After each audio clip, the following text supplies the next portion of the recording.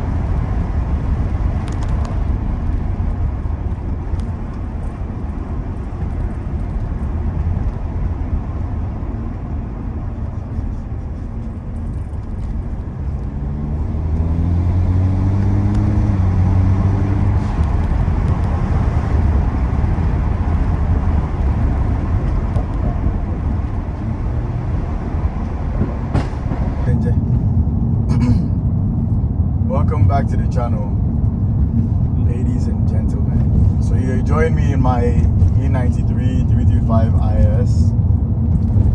I just want to give a little intro on what I've done to the car so far before we get into the whole drive. So with this car, I got it sometime last year. So it's been about a year since I had the car. So when I got the car, it wasn't pulling properly, it wasn't driving properly. So I had to do quite an amount of work on it. So I changed the fuel pump, water pump. I had to work on certain parts of the car to do with fueling mostly, because it wasn't pulling properly. So yeah, the mods that I've done to the car so far, I have the first thing I did was to get a charge pipe, a VRSF charge pipe with a tile blowoff valve, and then I got dual cone intakes. All the things that I have done, if I have pictures, I'll put them up on the screen. I upgraded the PCV valve. I'm hoping to get a catch can soon. Nothing whatsoever done to the exhaust, is stock. I changed these buttons, these 1, 2, and I wrapped the steering wheel myself. So basically, I think that is what I have done so far. And I always forget, I have a 7.5-inch stepped intercooler, which is located behind my bumper. So sometimes when I'm approaching, you can see something shiny in front of you. And then I tune the car. So I have MHD stage 1 with pops and bangs, which is on the car now. And yeah, that's all I'm running. So I don't want to push the car just yet. I'm saving up to hopefully go single turbo.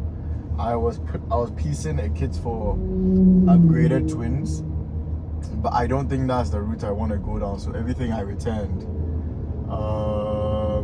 Yeah. So things I want to do to the car very soon. I want to clear my gauge cluster and hopefully get the LCD instrument cluster.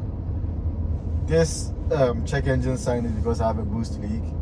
That's caused by my wastegate. I have serious wastegate part. So if you know N54s or E92s, you know that that's their problem. I have to fix my tire pressure monitoring system. That's why I have these